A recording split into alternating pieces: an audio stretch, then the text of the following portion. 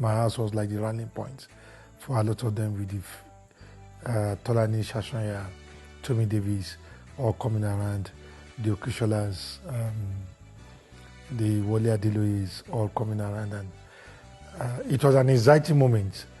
New technology, new toys for us to play around with. And we were able to do a great job maintaining it. One was like the residents, resident experts.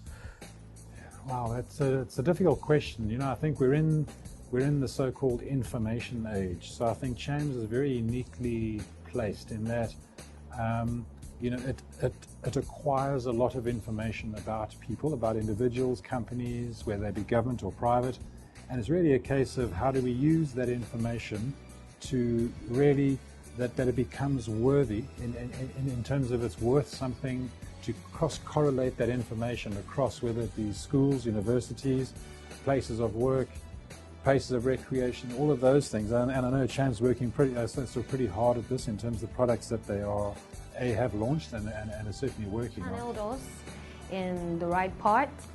For those of us who started off our career here, it's been a fantastic journey. So I've had him as a mentor.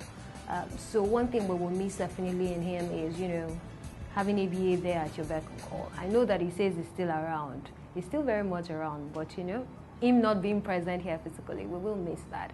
By the end of the day, towards evening, I was driving back home. Then I couldn't just bear the pain anymore. At a point, I had to park in a filling station, called the hospital. They came to pick me up from the filling station, and it was something else. Then I was admitted immediately. Then I was told I had to undergo an emergency surgery. And in fact, actually, we had to send our emergency services, the ambulance, to actually go and bring her, because she actually said she could not drive any further. On arrival at the hospital, she gave a history of recurrent abdominal pain that has started for quite some time and has gotten worse recently, to the point where she could no longer drive herself to the hospital or to our workplace.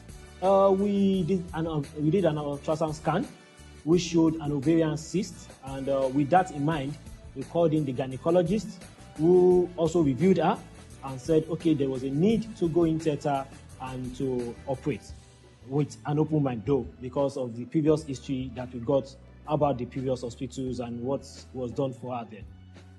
Very, very scared, especially when I remembered what happened during the first surgery. So I was scared, but I was hopeful and prayerful at the same time that everything was going to work out.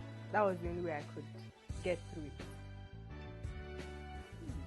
She had extensive adhesions during a gynecological procedure, and one of the problems in the pelvis is that there are quite a lot of other organs in the pelvis, including the large bowel.